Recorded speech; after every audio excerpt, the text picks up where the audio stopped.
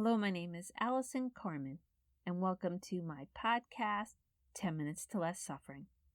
I've received so many emails in the last couple of weeks about the difficulty that many people are having with their family or their friends that they're living with at this time. A lot of people are not going outside and they're living together in small spaces. People are feeling stressed, they're feeling worried.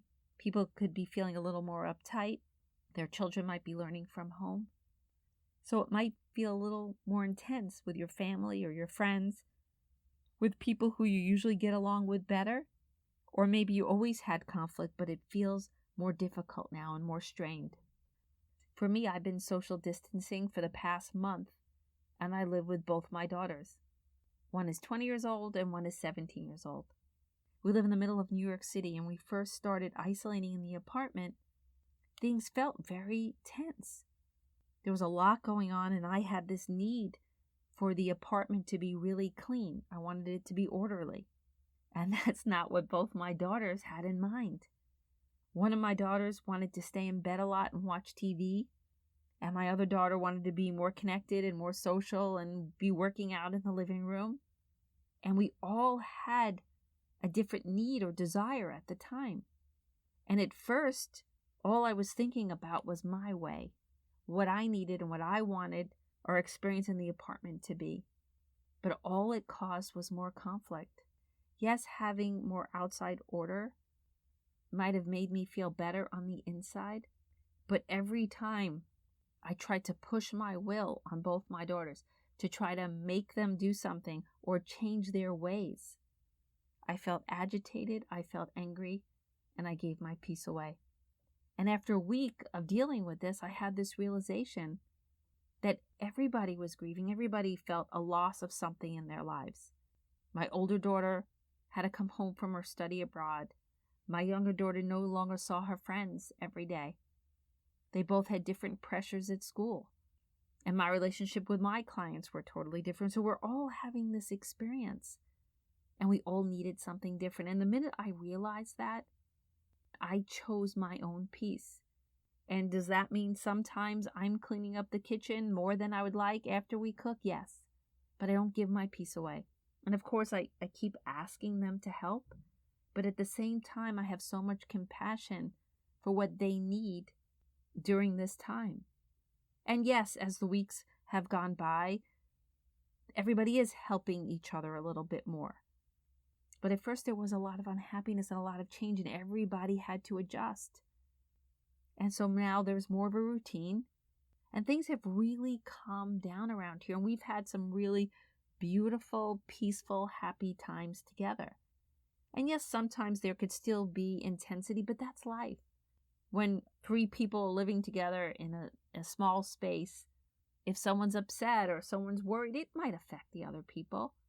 But when you have this openness and this realization that everybody's going through a hard time, you have more compassion, you let things go a little easier, and you kind of stop giving your peace away for something that doesn't really mean that much.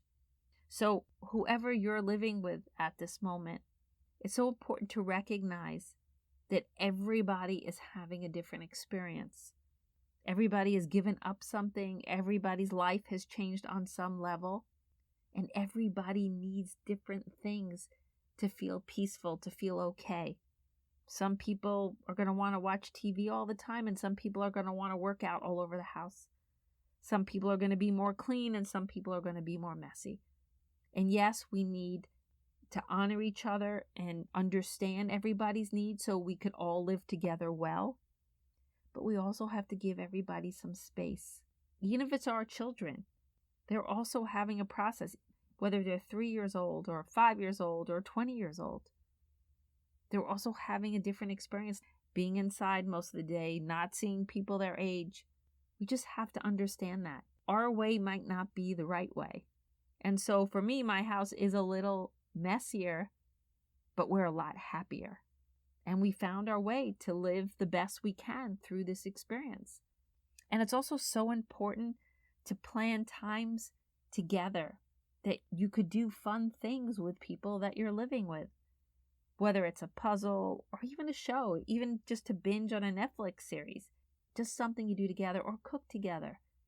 And if someone gets uptight or really stressed, it's really good to take a step back. And instead of thinking, how dare you speak to me like that? How dare you behave that way? Give people a little more space and room. And sometimes, of course, I love self-texting. If I get really angry, I'll send myself some texts instead of saying something to the girls until I cool down. There's a great quote by Viktor Frankl, between stimulus and response, there is a space. And in that space is where our freedom lies. So when we could stop reacting and be more responsive and take a step back, we're going to have more freedom and more joy and more peace. I find it's also a time where people having less to do or having more silence, they're getting to know themselves better, their needs, their wants, their desires. So we should honor that. As long as we're not in a situation where we're being physically or mentally harmed, it's a time to give everybody their space and give yourself some space, because within your own space, you're going to have a lot of realizations about these relationships and the things that you might want in your life and the things maybe you don't want in your life. But if you're running around and you're angry all the time and cleaning up after everyone and screaming and unhappy and not peaceful, it's going to be really hard to hear anything. And yes, this comes with maybe tolerating things that we don't like, but we have to remember there are people around us that have different needs and different wants, and they might be tolerating things about us that they don't like. So really take a look at that. What do you give your peace away to? And what's really important and what's not? What pieces can you let go of? What things are you arguing with everyone about that are really not that important that you could let go of? And yes, on some level, you're letting go for them so they could have more space within themselves, but you're also letting go for you. So it's a really good time to reassess how you're living with other people. And it's not just about cleaning. I know I've spent a lot of time on that, but it's how we relate to people. How present are we for the people around us? When they speak to us, are we on our phones? Are we really listening to them? Do we really engage them in interesting conversations? Could we be more sharing? Could we be more open? Could we be more loving?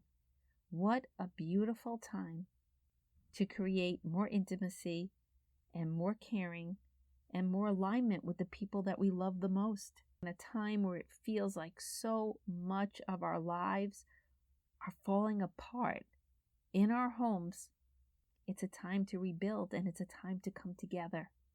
And I see in my own home the kinder and more understanding and the more loving I am to both my girls, the happier that they seem to be, and the happier I feel and the more peaceful I feel. One of the most important lessons I've learned in my life is that sometimes people don't know how much we love them. Because in our minds, we think we know what's right. And we think we know what they need to do for their lives to be good, for them to be safe, for them to be okay, and for us to be okay with who they are. But in truth, everybody needs something different in their lives, even our own children. And the way we want things to be might not be what nurtures them. And it's also so important to tell the people around us all the time how we feel and how much we care. Because sometimes in our mind, when we're trying to make everybody's lives better, the people we're trying to help might not feel that way. But with love and kindness and compassion and a lot of listening and a lot of hugs, the people around us will know how much we love them. And the experience that we're going to have together over the next couple of weeks will be so meaningful and sacred. I hope this podcast helps you managing the relationships in your home. And I hope it allows you to spend some time thinking about the love in your heart and how you want to express it to all the people that you love.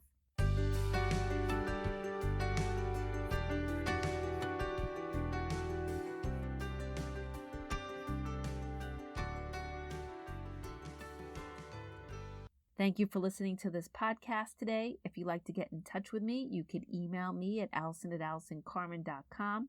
If you'd like to buy my book, The Gift of Maybe, it's available at all major bookstores and online retailers. And if you like this podcast, you could subscribe and leave a comment.